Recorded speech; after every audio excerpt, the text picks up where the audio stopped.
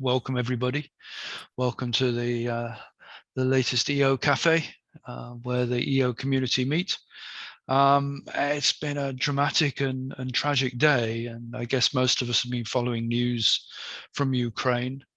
Anyone on the call who has friends or family in the region, I certainly hope they're well and safe, and that applies to our own communications officer Polina, who has her family in the region. So our thoughts are with them. But today we're going to well, firstly, just a reminder of the rules for the EOcafe. You're very welcome to keep your cameras on, but please keep your microphones off until or unless I ask you to join the call. As usual, I'll have a conversation with our guest first, and that if you wish to join in to ask any questions, please put them into the chat, and then if we get to them, I'll call you in to pose your questions directly. So questions in the chat, and I'll have a conversation with our guest first, and then we'll open up and more people come into the discussion. Today, I'm happy we have as our guest Paola Marti from the European Maritime Safety Agency. Emsa is based in Lisbon. It's an operational agency of the EU. It was formed in 2002, looking after maritime safety. Paola will tell us more about it in a minute. Emsa works as a service provider to the EU member states, to EFTA states, and the European Commission, all of which have representation on the administration board. There are also some third countries which have access to the services. Emsa is a user of satellite data, and not just limited to Earth observations. Services which Emsa provide also rely on GNSS and AIS, and Emsa is an entrusted entity for the Copernicus services, and we'll explore that a little bit later going on, but it means that they have an agreement with the European Commission to provide some of the Copernicus services. In a separate operation, Emsa provides the CleanSeaNet service, which uses data coming from Copernicus, and I think there's a distinction there that we'll come on to explore. Hence, Emsa is part of the landscape for EO and geospatial data in Europe, and increasingly I've been getting questions around the landscape for EO in Europe, and newcomers coming into the sector, and indeed many not so newcomers, find that the European landscape is really very complex and confusing.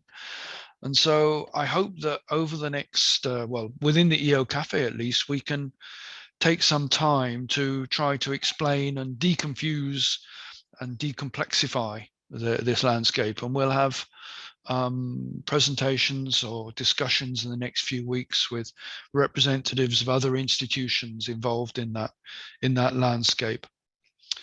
So with that in mind, I'm really pleased to welcome Paola Marti. Paola is the project officer for Earth observation data in Emsa. And so I welcome Paola to the EOcafe. Maybe as a starting point, you'd like to just say a few words about what Emsa does and your role in Emsa, please. Hi, hello, good afternoon. Thank you very much for inviting me. It's a pleasure. And yes, indeed. So I work as a project planner for Earth observation data. I'm in the Earth observation data team. And so about the European Maritime Safety Agency, Emsa. So we are a regulatory agency of the European Union. As you said, we are based in Lisbon, in Portugal. And our mission is to provide technical and operational support to the member states and the Commission in the fields of the maritime safety, security, prevention, and response to marine pollution by ships, oil and gas installations as well. So all things maritime related to human intervention on the seas. We also act as a service provider for the member states and the Commission on the data, as you mentioned. So we have the integrated maritime services where we gather data and we serve Paola, that to can our... I just interrupt? Yes. Did you want to be showing your slides at this point, or If you want, that would be good as well. yeah? You're talking about the role of the agency. I know you've got that on a slide, so let's. It helps. It helps. Yeah, so everyone can Yeah. follow easier. Yeah. Okay, let me share this.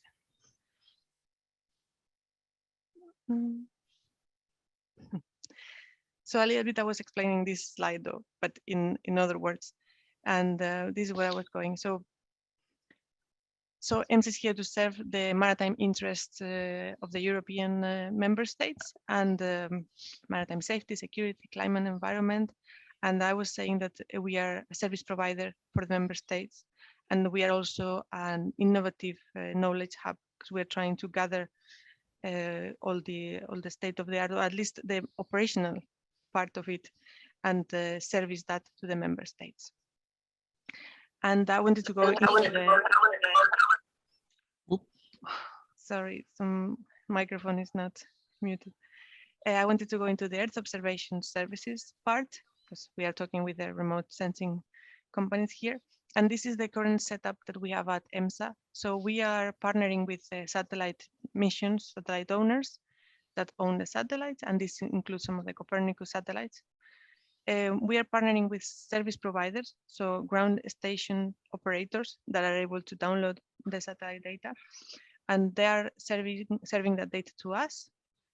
And Emsa has grouped his users currently in 3 big projects, and these are CleanSeaNet, the oil spill monitoring system in Europe, Copernicus Maritime Surveillance, which I will explain later as well, but more related to safety, security, and the border control that is operated by Frontex, and Emsa is serving the satellite images to Frontex so that they can carry out the activities on border control.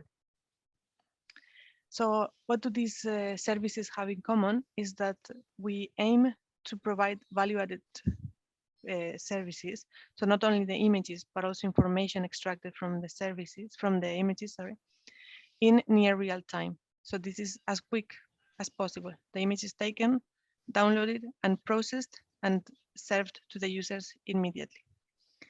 And the idea, as always, is to provide this maritime surface picture to help. So we are providing a tool to help in the decision-making processes in their operations. At the moment, we have these 2 types of data that we use every day, SAR data and optical data. And maybe here it's nice to see that we can deliver SAR data in around 20 minutes to the users from acquisition to delivery, and optical data in around 30 minutes. And this is actually, I think, quite unique from Emsa, that is able to do that consistently for every acquisition if the acquisitions are acquired within a ground station antenna. And we have covered most of the European waters and some of the outside waters as well. So apart from these 2 types of images, the products that we extract are vessel detection, which is clear, feature detection, so detecting some other features on the seas that are not vessels, for example, fish cages or icebergs, anything that the user has an interest, they can request and we can try. We do activity detection. So there are a few activities that we have defined, like ship-to-ship transfer or maybe a piracy. We have oil spill detection, very important for CleanSeaNet indeed. And it's a way of basically displaying where the spill is, how big it is, to be able to measure it and to give all the important information to the user. And we have a byproduct that is the wind and wave that is extracted only from SAR data. And these are products that are extracted from the images themselves. And then Emsa uses the rest of the information that it has to create these fusion products. For oil spill, there are the oil spill notifications, where we get information from the image, the value-added products, and then an alert report is created for the user where, if possible, the vessels are identified. Maybe if there is a potential polluter that was passing by is highlighted. So all the information that can be provided to help the member state or organization that is looking into that oil spill is included in the report. And the core product of Emsa, which is the correlation with the image. So we call correlation to match a vessel that was identified in a satellite image with a vessel that was transmitting their position information at that moment that was passing by. So Emsa has a wealth of traffic data information coming from AIS from the member states I want to share, coming from VMS for fisheries. We have satellite AIS data that we buy, and that is a very important information to make sure the vessels in the picture are identified, or if not, this is also very interesting information to have for some of the organizations involved. And this is one of the key points, no? The identification of non-reporting or non-cooperative targets that are called sometimes dark vessels. And as I was saying, they're correlated with this vessel traffic information, and they're displayed in our system in a different way with all the information shown if the vessel is known. Coming back a little bit to this, because I was going to go in detail now in our CleanSeaNet and Copernicus Maritime Service projects. So just to give you an idea of the amount of data that we collect, this is to 2020, has to be updated for 2021, but the amounts are the same, if not higher. And for our 3 projects, we collected more than 15,000 images last year, covering Europe and part of the world that are of interest to European countries. And as you can see, it's a lot. And as you can see, with the sizes, they also vary in the resolution. Some of them are very high resolution, some of them are medium resolution. So in particular, CleanSeaNet is this a European satellite-based oil spill monitoring service. So the idea is to routinely monitor the European waters to find oil spills. And this is done mainly using SAR images. Our main source of information right now is Sentinel-1, of course. And they're available to all the EU member states and EFTA countries. So MRCCs, environmental agencies, coast guards, they routinely can enter the Emsa system and check the images that have been delivered for the day, check if there are any oil spills, and act accordingly. It started in 2007. And as we said, we do a monthly planning to cover as much as possible all the waters in Europe. And we also have a support based for emergencies that is also very active lately with the spills, but also with other type of search and rescue operations and safety of navigation as well sometimes. Okay, and also an example of, for example, this is a month of acquisitions for CleanSeaNet, 600 acquisitions that are covering all the European waters routinely. And moving to Copernicus, our Copernicus Maritime Surveillance is part of the Copernicus program and is partly using some of the space component satellites like the Sentinel-1, but it's also using some of the third-party missions that are partnering with the Copernicus program. So we have access to very high resolution satellite data. And well, Emsa is here under the security component, where there are three different entrusted entities on the security component. We have external actions for land, we have maritime surveillance for the seas, and then we have border control with Frontex for the borders. So I'm talking about the Emsa part, of course, the maritime surveillance, and these are the 7 at the moment function areas where we function. So CleanSeaNet was all about oil spills in European waters.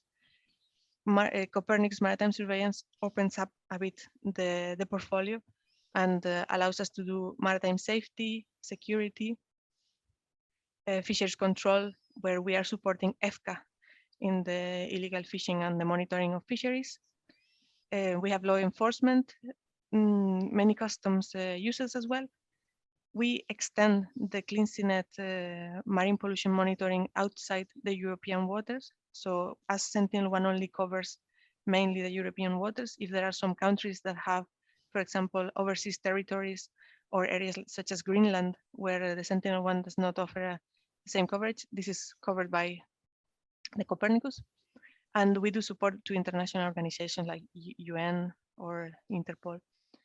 So as always, this information is combined with all the Emsa maritime data and allows a wide area surveillance. Like one of the main points of the satellite is that it can reach very far, places that are very far away that are difficult to reach by boat for monitoring, and very wide areas of surveillance. And I brought you, I think, 4 cases just to give you examples of what the Copernicus is doing. So we have here a custom example, and this was a routine image that was requested by the Spanish authorities. And in one of the images, they noticed that there were 3 vessels that were not correlated. So they were not transmitting their identity and position. And they were small. They looked like go fast in the image. So they decided to send their assets, a helicopter, to confirm what type of vessels they were.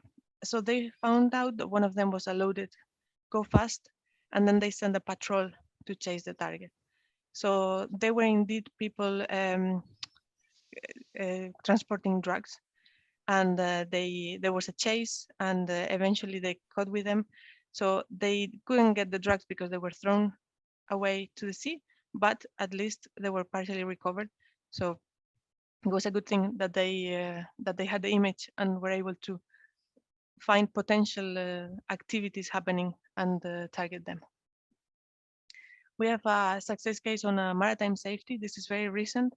So near Azores, I think, yeah, near Azores, a few containers fell off a ship, and we were tasked to get some satellite images to try to find them.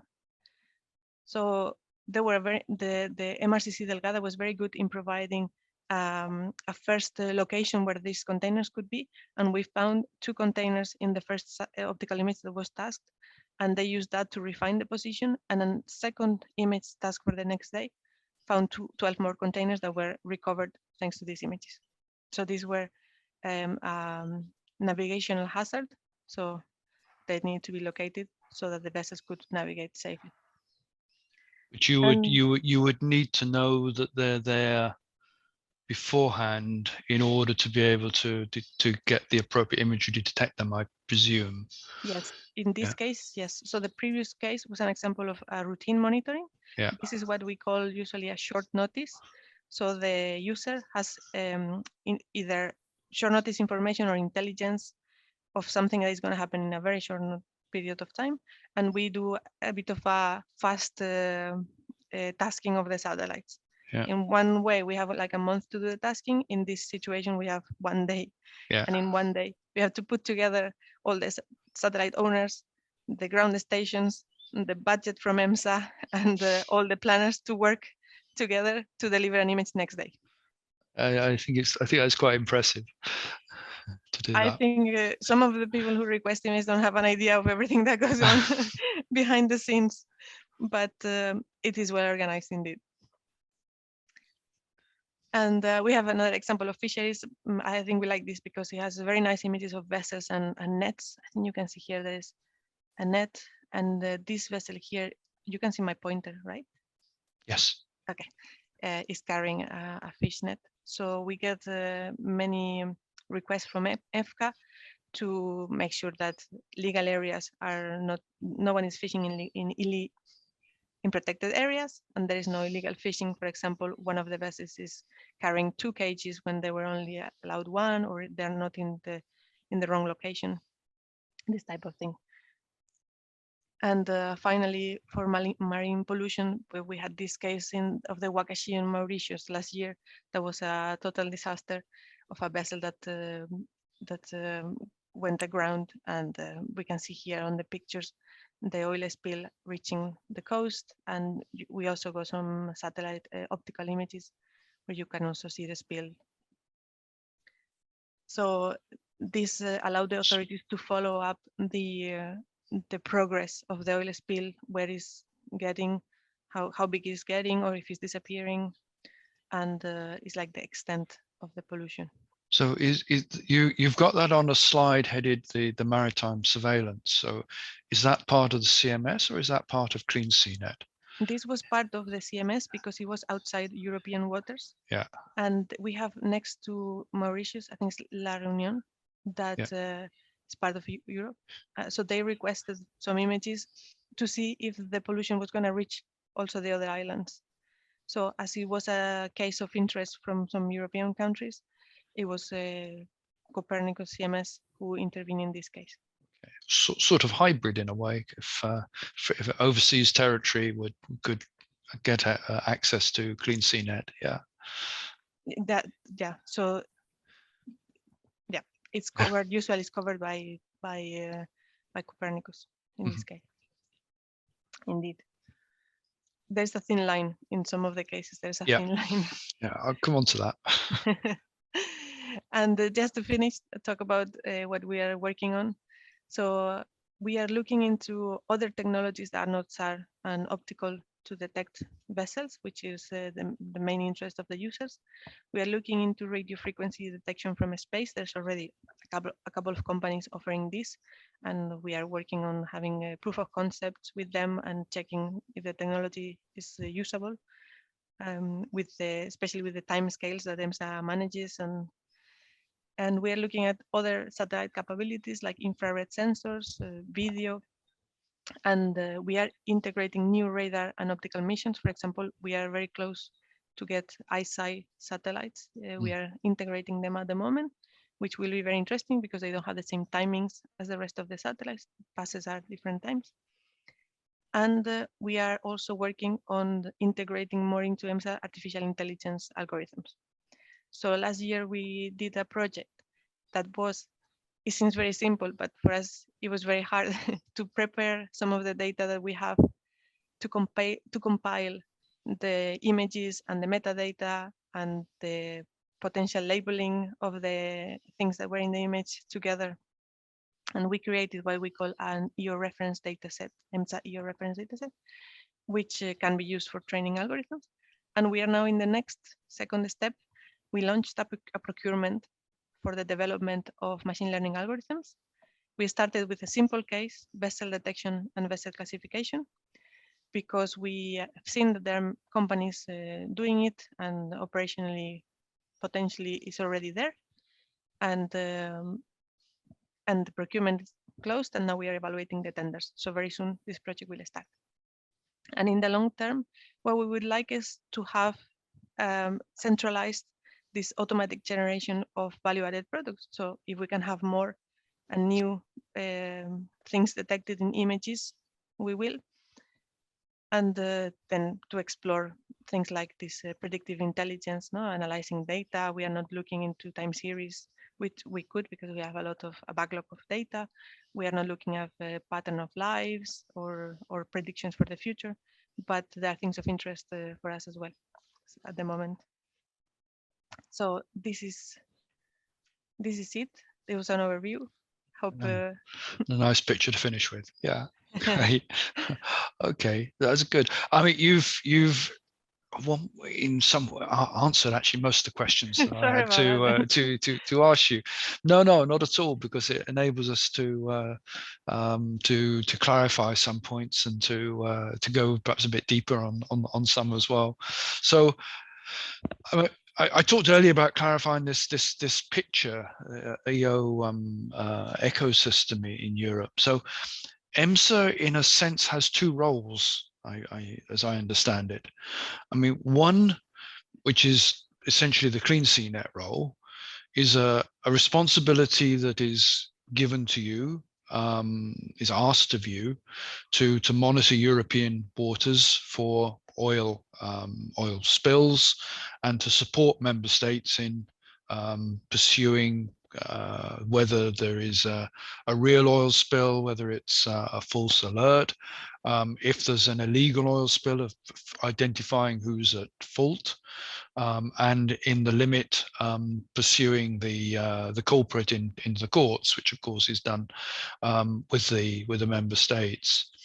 And the second role is one that is part of the Copernicus ecosystem, which is that you're an entrusted entity for the maritime services, and there you have the agreement with the Commission, with DG DEFIS, to supply certain products and services under the maritime service, which is what you've explained. So that's. But you've also indicated that these sometimes merge. So how's that handled in EMSA? These sort of two different responsibilities, are they separate, or are they sort of come under one operational process? How explain a little bit more how those two responsibilities work. So I think the nice thing is technically they're both merged in one system, and this is the most optimal thing. No, we are using sometimes even the same satellites, same images. Yeah. So all the contracts for the service providers and the satellite owners are shared amongst all the services that use satellite data at EMSA, including the Frontex user, CleanSeaNet, and the Copernicus. So that optimizes the resources in that sense.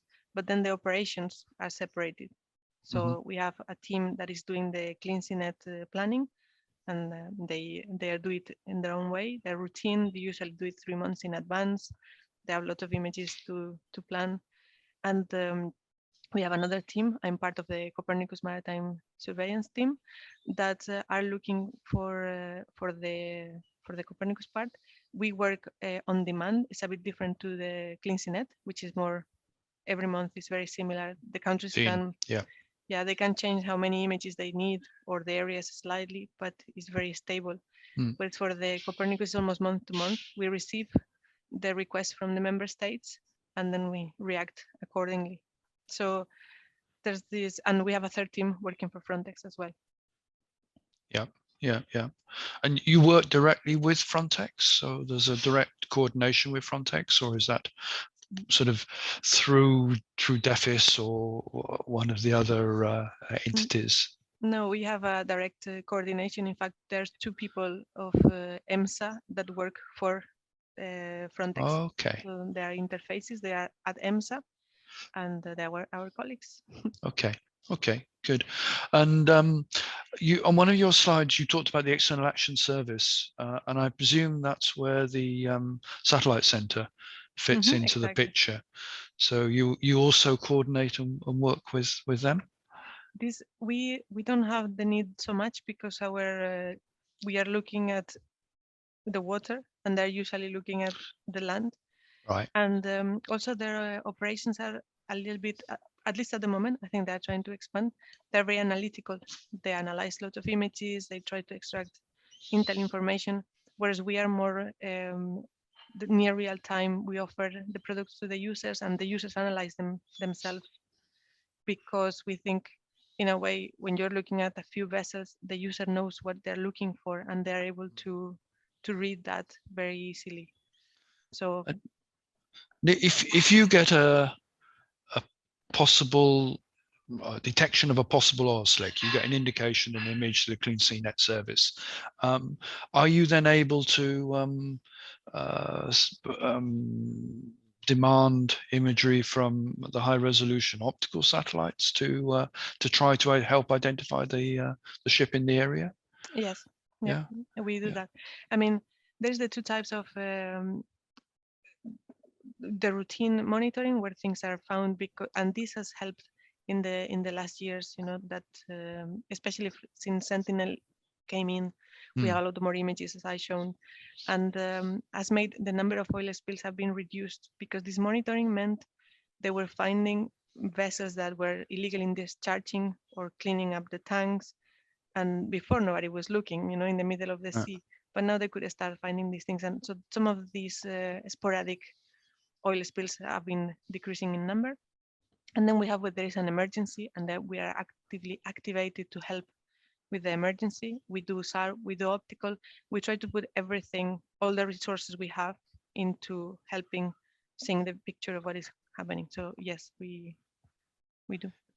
For our guests in the cafe, I'm actually working on a SEBS case at the moment with Emsa, looking at CleanSeaNet, and in fact, the number of oil slicks detected arguably has gone up, but the number of oil slicks per square kilometer is definitely going down. So there is a clear impact of the service as a deterrence. And I do, if you want to comment, Paula, but I think one of the things also that EMSA does is training. So you're training ships captains, you're training port people operating in charge of operating the ports, and making them aware that they can be found out if something is done illegally. Yes.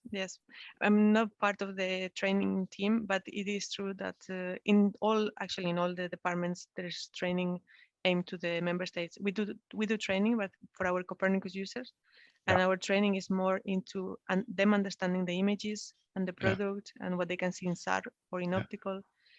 But part of the CleanSeaNet training, yes, is to make people make people understand that they're being watched, and what is the current technology for that. Yeah. Because I mean, EMSA is operating at a European level, so you're operating a European service, but the competence and the need to investigate further or to take action is a member state competence. So you're always treading this line between doing something at European level and working with your colleagues, and I imagine working very closely with colleagues in the different member states. It's quite tricky to manage, I think. As I said before, we see it a bit as a support tool. Yeah. So it's one tool more that they have. If they know of an oil spill and they also have an image and they have a vessel that was passing by, they can take that to court as evidence, and EMSA will help with providing the image and making sure everything is correctly processed. But it's the responsibility of the member state is in charge of their own waters, right? Yeah. I mean, just broadening a little bit, but you also have resources such as ships and drones that you can also deploy, or member states can ask to deploy if they need to. Yes, exactly. So in case of an emergency, if the emergency contingency plan is activated, we have a fleet of vessels around Europe.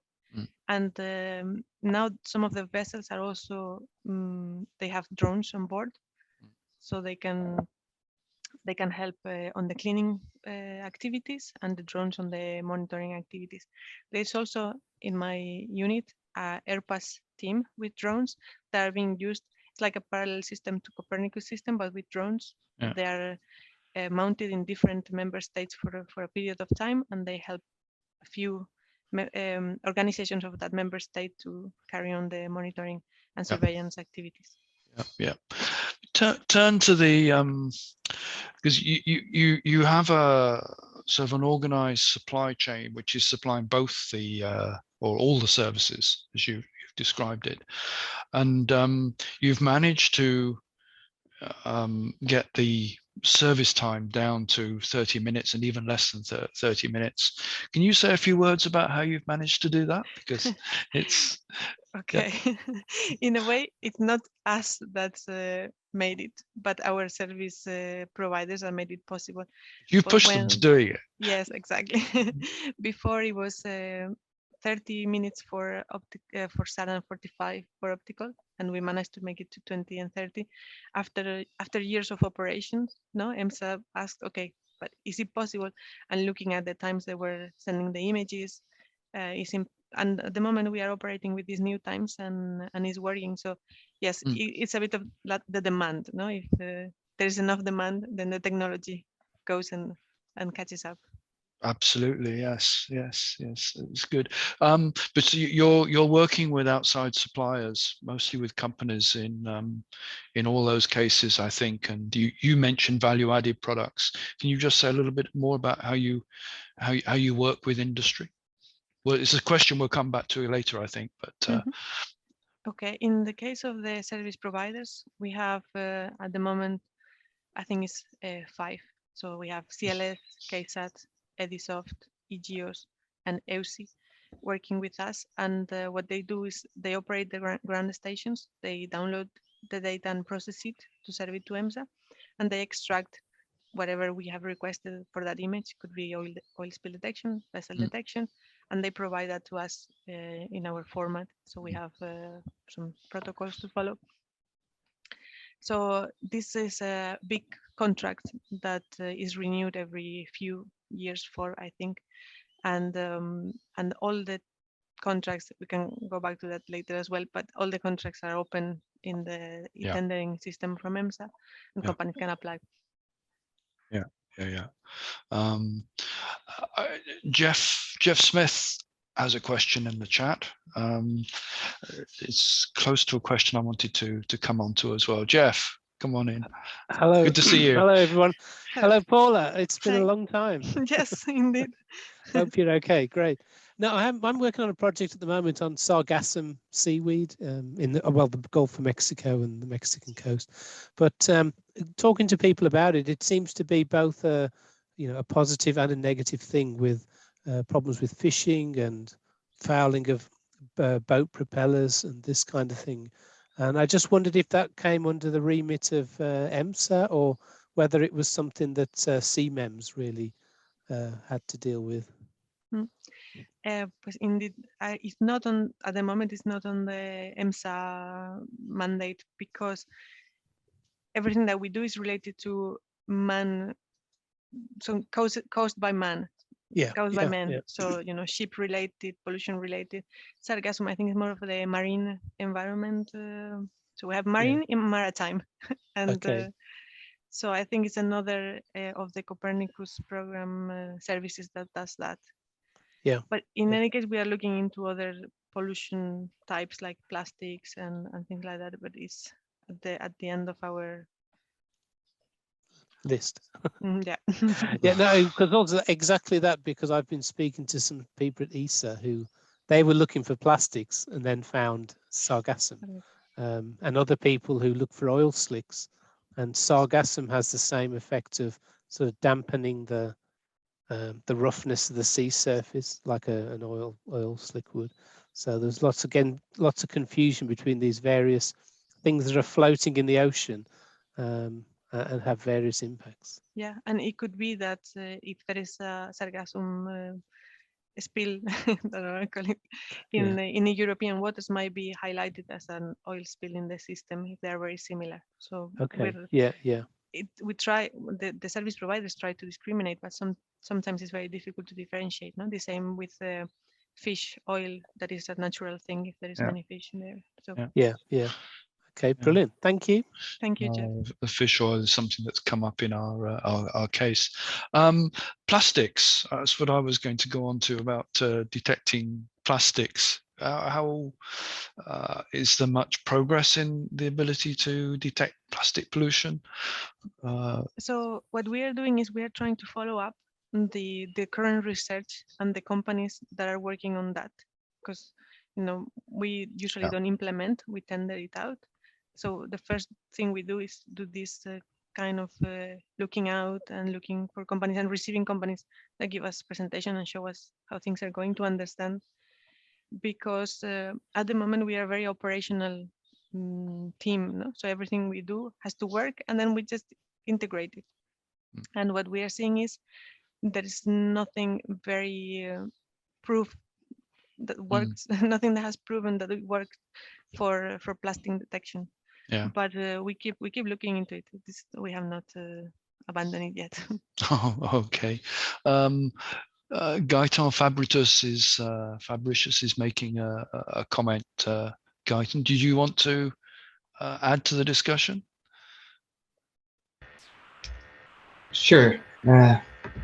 Thank you. And as I pointed out, thank you very much, Paula, for the nice presentation, and thanks for giving me the floor.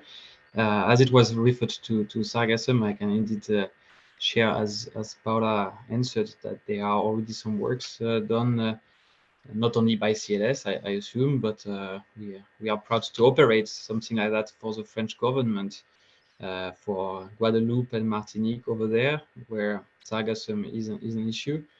And so yeah, Gulf of Mexico is in the corner, let's say. So I trust we can probably help there. So please feel free to be in touch. But thank you very much for giving us the floor and the nice presentation. Thank you. Thanks, Gaëtan. So you, in terms of working with industry and sort of thinking a little bit of plastics as well, do you get involved in R&D projects? So at the moment, it was not one of our core tasks, but following the new, for example, the new Copernicus agreement, we will have this more active role on looking at research and the last state of the art, and I think we will get more involved in this type of activity. So it's something we would like to do. I think it's important as well to what we call the evolution of the service, to then be able to integrate more services. We have this mix between user requirements when we do user groups with all the member states and ask them, what do you need? And then, things that are appearing that nobody knows about that we would like to also be able to present. So yeah, it's in the pipeline, but yeah. Okay.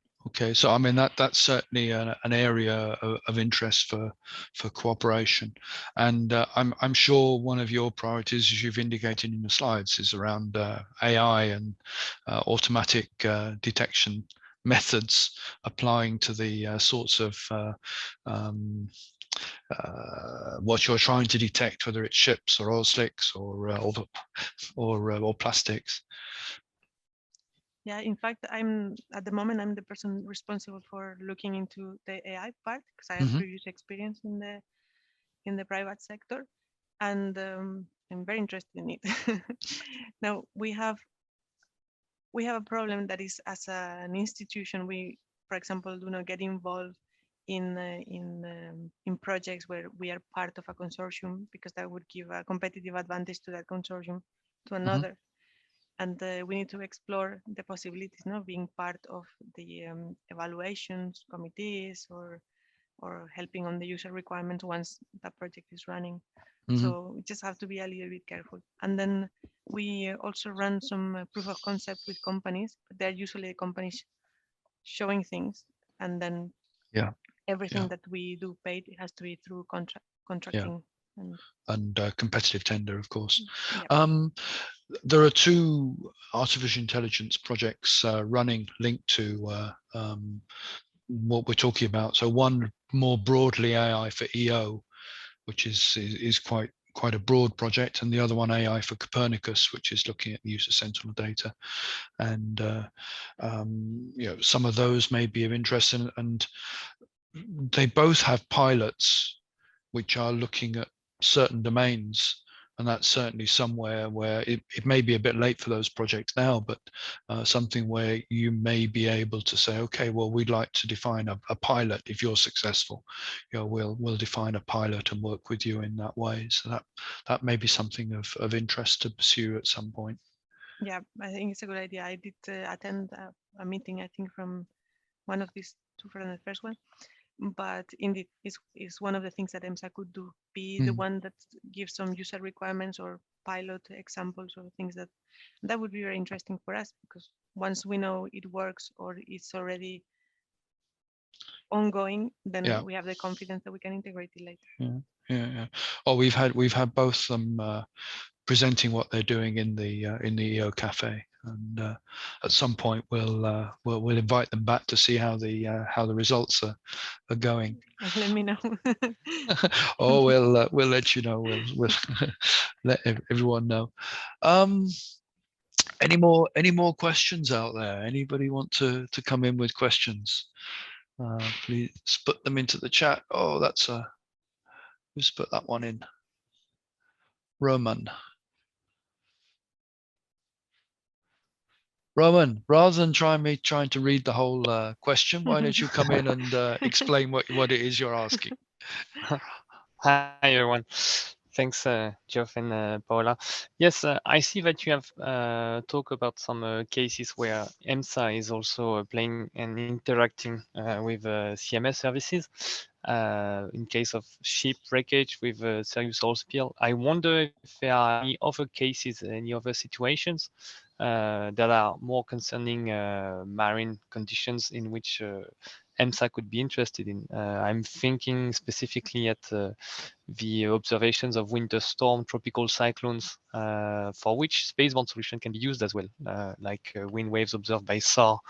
And these, of course, can help prevent disasters at sea and also improve the maritime safety. So I wonder if this is something of interest also for EMSA.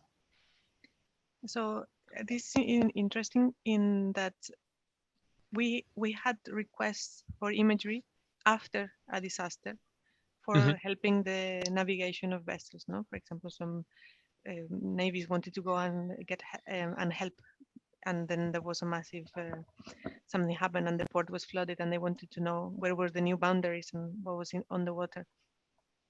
What we couldn't do though is before and after approach, because I think that was a little bit outside our core activities as well.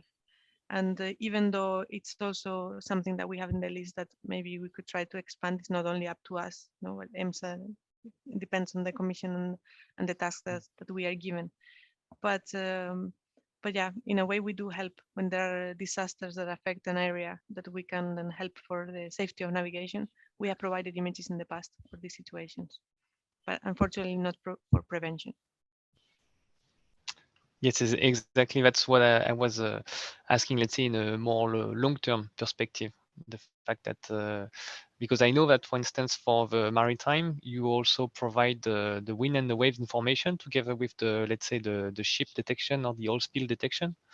But this is something, I guess, that could also be of interest for, let's say, all the potential acquisitions from Sentinel-1, especially in this case to prevent.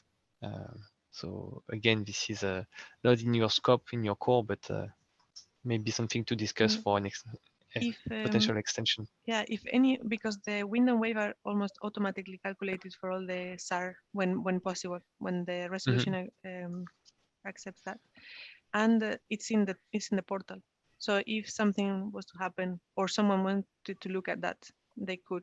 But most of our users are on the safety and security and the maritime part, so maybe they're not directly looking into prevention of natural disasters. So this is the only issue, that what we provide is authorized users only. So it's restricted to a limited number of users, although there are many because they're all the member states organizations, but they have to have an interest on maritime and safety to be able to be granted access. This is unfortunate because it's true we are generating these products. Maybe they could be used. You're generating those, or are you taking them from CMEMS? No, the ones I mentioned, we are generating them because they're coming from the SAR image itself. Because the SAR is showing the water roughness in a way, the texture. From there, the wind and wave are extracted. Okay. We have in the portal also a few layers from CMEMS that we are importing just to help the users, but these are support. Okay, good. Thank you, Paola. Thank you. Thanks, Rama. So please feel free to come in if you've got further questions. What was I going to? What was that? Oh yeah, just interested in the container detection and the reliability of that, because it seems always understood that it was not possible to reliably detect containers, and that's where, of course, the tip and cue. So you know that you've gotten it, you've identified that there's a problem, or someone's told you there's a problem, so you're looking to try to focus on the area, as you explained. But then how reliable is it to detect containers? So detect containers is extremely difficult. We have tried before, and we didn't manage, either because the container was already under the water, or because of the weather was not good on that day. There are waves, and it's very difficult to detect, and or because we were not looking in the right location. That is always possible. We don't know. With the tip and cue, the issue is the size of the container. So we have very good SAR modes, but the best we can do better. But the most the one that was used most is 3-meter resolution. So containers are around 8 meters. So usually in SAR they don't show up. So the best we can do is, when there is an accident, that the member state contact us as soon as possible. And this is also seems silly, but sometimes doesn't happen after a week after. Yeah. And with the best prediction, because that's what happened in this case, and it worked. It happened immediately. They contacted us. They had a very good prediction, and because they know the seas and their areas. Otherwise, with SAR, it never happened so far. And yeah, with optical, we need to know, and the conditions have to be good. So very difficult to detect containers. Yeah. So you're using I'm Sentinel-1B and the failure of Sentinel-1B. we were using. I'm sure it's extremely important to the services. You mentioned ISI coming in, but that's a different orbit, different frequency. Are you using it to supplement the sort of the Copernicus data, the Sentinel data, or are you using it in a different way? Or maybe you can't even say. I don't. No, please don't let me push you into something. No. We are using Sentinels usually for CleanSeaNet, and with the now Sentinel-1B being out, it's a big hit for the users, because it was probably more than a third of the images, half of them Sentinel-1, half of them Sentinel. Yeah. And we are adding from the other satellites that we have in the pool that are privately owned and we pay, which wouldn't be a problem if it's not because resources are shared between all the projects, and therefore if there are more satellites using CleanSeaNet, then we cannot use them for Copernicus, for example. So it's only a matter of sharing the resources. So we are trying, the best possible to not to remove too many acquisitions from one user to give it to another. But with the problem with Sentinel-B, this is what is happening. So I mean that's quite a balancing act to manage on a regular basis, monthly basis, I guess. How much budget you have? Yeah. This is the most difficult part of the planning for us. That imagine the Mediterranean, all the countries are sharing the seas very close to each other, and the different users are requesting areas that are very close to each other, and we have to make sure everyone gets their fair share, no, and nobody getting too much. Yeah. Keep everyone happy. There's a couple of questions in the chat. Jan Gishu, hope I've pronounced that right, Jan. Do you want to come in? You're asking about AIS data. Yeah, thank you, Jeff, for providing me with the floor. I just wanted to know if there are some plans to provide data from the ESAIL satellite mission to the Copernicus program. Do you know if there is something? I don't know really. I don't know, because on my side, I'm more on the Earth observation, and we have another team on the integrated maritime services that are looking at these satellites that are providing, for example, satellite AIS. And I don't know this ESAIL satellite, so I cannot answer. Sorry. No worries. Thank you. Okay, thanks, Jan. And Jochem Beets. Jochem Beetsma, yes. My question, we provide satellite-based met-ocean data. Do you also use current information, wind information to track back where the oil spill comes from, where there's no ship in the neighborhood detected? So you can sort of analyze what the track was and relate it back to a past ship position, or even predict where it goes to warn authorities. Mm-hmm. So we have a team that does trajectory projections, usually more to predict where the oil spill is going when there is an emergency, especially when it's a big oil spill. Then there's a big group of people working the images, the airpass, the people that are doing the predictions. But it doesn't go much beyond that. We usually expect that the countries, the member states, have their own prediction models that are better than ours because they are local to the areas of interest. And they are the ones saying, maybe you should look in this area for the containers because the seas were going, it was going this way. Or so we have some models, but we use them only when necessary.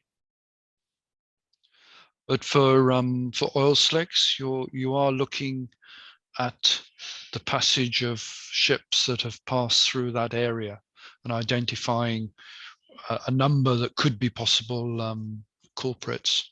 Yes, so this is true, but we don't go back a lot. So there is not the model predicting where this thing is going. But usually we're looking at when the image was taken and the vessel, the shape of the oil spill, because when it's recent, it's elongated, it has a certain shape, and then the vessels that were passing by around the image acquisition time.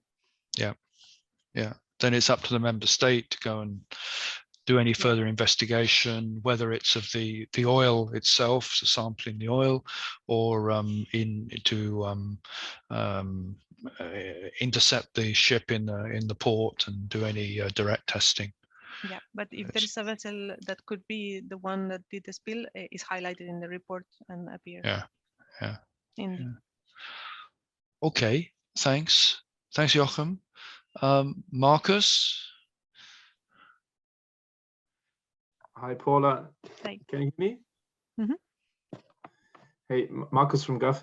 I was wondering, actually, you mentioned the evolution of the services. I was wondering which direction you would see for evolution within the Copernicus program. So where do you think, which specific new things you would expect the next 5 or 10 years to appear technology-wise, data-wise, new services? Any highlights you have in mind? I mean, I don't know where it will go. I know a few, but I can tell you what we would like. At least one of them is, as I was saying, this radio frequency satellites would be very interesting. We don't have any in the Copernicus program, but maybe in the future. We also, I think it would be interesting, some more thermal sensors, but at a better resolution for the seas, and it works in the seas as well, no? Because most of them are based on land and for particular things. But of course, being Emsa the only user for this, sometimes a bit difficult to push this forward. And also for pollution, because not only water pollution, but air pollution is also one of the Emsa's mandate. And we have drones looking at the air pollution, sniffing the vessels that are passing by to see if the levels of pollution are within the limits of the legal. And this is something I would like to see from space as well, being able to find pollution anywhere in the seas, not just when they enter port. So very difficult question, but at least these 3 areas, I think they have some, they would be very interesting for them to use it. Yeah, understandable. Thanks a lot. Thanks, Marcus. So a question concerning going back to AI and the relationship between AI and manual interpretation. Yi Yang, are you there? Yeah. So I'm wondering, so at the moment, is that like every day the routine work is done by manually? Not exactly, but so what we're doing is we have the service providers that are doing this for us, and most of them are do have semi-automated processes. So I think each of them can do whatever they prefer. Okay. So it's like, you mean 3 different servers and they all have their own way of doing this, but then handing to you, or yes. I don't know how to say that, but yeah. Okay. Yes, exactly. So all these service providers that we have, when they are tasked with a satellite image that is going their way, they download it and they're in charge of processing and delivering to Emsa, for example, the vessel detection. And as long as okay. it's done in the time that they have allocated, it's good. Most of them, of course, the time is very short. So there are algorithms behind for sure. And most of them have then a person that is checking the quality, making sure nothing is obviously wrong, like vessels everywhere. That sometimes happens. And our aim is a little bit to homogenize. As I was saying, each of them is doing their own algorithm their own way. We would like to have one algorithm for all and as automated as possible, looking at the newest technologies possible. Let's see how much we can automate. Maybe it's not possible. This is our first attempt, no? Because our operations are really every day, 60 images every day, day after day. So we want to see how far we can push this.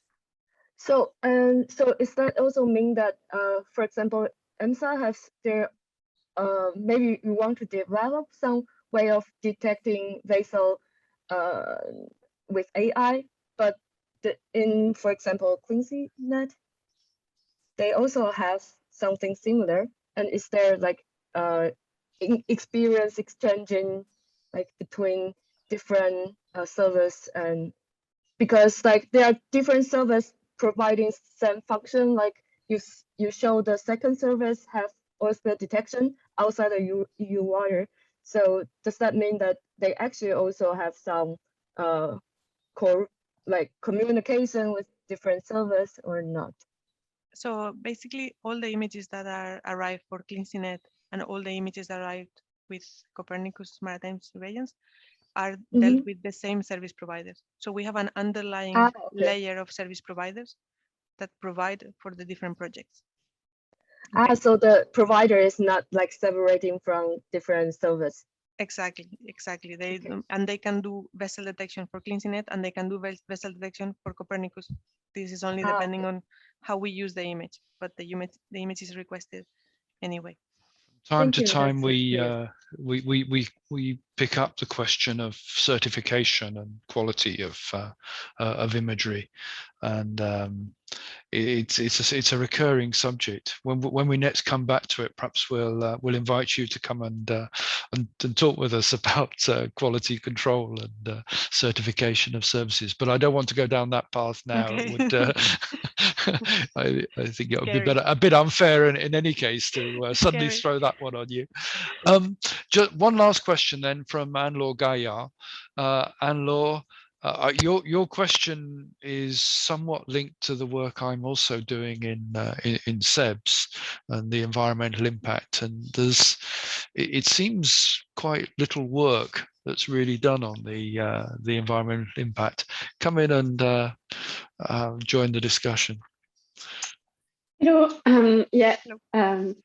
So I just wanted to know, beyond monitoring these oil spills, how then you actually measure, or if you measure somehow the impact that this has on the environment,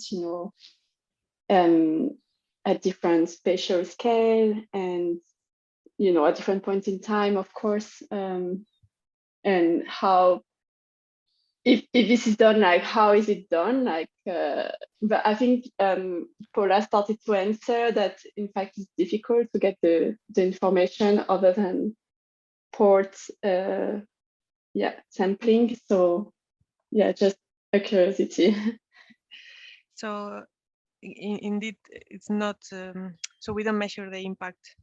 Okay. In fact, the only thing we do is extract statistics about how many oil spills, how many square kilometers, where were they, this type of thing. And that's how we know that thanks to the Sentinels, for example, we were detecting more spills and smaller than before, that we had other satellites, or that after a few years of use of Sentinel, the number of spills decreased because, as Jeff was saying, with the training that they were given and the fact that they were getting caught. But we don't have any way of measuring at the environmental level, how this is helping. And it's maybe the marine, maybe another Copernicus service would be more suitable because we're just on the legal part of it. I mean, in SEBS, we're trying to understand the value of using Earth observation. We're trying to introduce measurements there we don't just look at the economic value, we look at the other measures of value. And if I try to look at the economic impact of oil spill on the environment, there is, I've found very little data on that and very little work that's done around that topic. So that could be an interesting discussion to have. So in our work, it will be more about subjective measures of the impact on the environment. And I mean, it's so dependent on where the oil spill is and what the ecosystem is there. It's almost impossible to measure, I think. Okay. Yeah, Tony. Yeah, you can ask this question about Iceberg. Go ahead. Go on, Tony. Yeah, okay, yeah, thanks. Well, I suppose the question's just as I've written it, really, but I was just wondering, are you providing any support through Emsa for ice and iceberg monitoring? Yes, so it's one of our products, but it's very difficult. So what we were providing until now for safety of navigation were images of the required resolution so that the vessels could navigate, for example, in the north of Europe during the winter, or now we are supporting in Antarctica some missions. And what was very difficult is to distinguish between vessels and icebergs, right? The SAR. But we are trying, and we just included in our feature detection service Iceberg as an object, and we are trying it out and see. But I don't know why this is one of my obsessions to try to separate vessels from icebergs. And I will continue looking into that. Okay, I'll leave it there. Thank you. Thanks. Thank you. I'm a little surprised the answer is yes. I wasn't expecting that. Yes, I know. But is that so? It's for safety of navigation, not related to melting of the caps, or Yeah. I think we should draw it to a close there. We've had a good discussion. We've overrun a little bit. Thank you very much for providing your views and insights, and the discussion that we've been able to have with myself and with the audience. It's always a pleasure. So thank you again. If there's any last observation or anything you want to say before I move on. No, thank you very much. You were very kind. The questions were okay. Okay. And hope to see you soon. Yeah. I hope so too. So our next EOcafe is on the 10th of March. It's looking at the future of Copernicus and the evolution of Copernicus. So it's a little bit in line with Marcus's question just now. It's International Women's Day, so my team organising this are putting together a panel of women who are in a position to influence the way Copernicus is going. So we hope to have a number of representatives from different European institutions, but who are concerned with the future shaping of Copernicus. So I hope you can join us then. Normal time, 2 weeks time at 4 o'clock. And with that, I'll draw this EOcafe to a close. As usual, anyone who wishes to stay online and just open their microphone and talk, you're very welcome. It's the even more informal part of our informal EOcafe. So anybody who wishes to comment or say anything, please take the opportunity now. Thanks, Paula. Yeah. Cheers. Bye.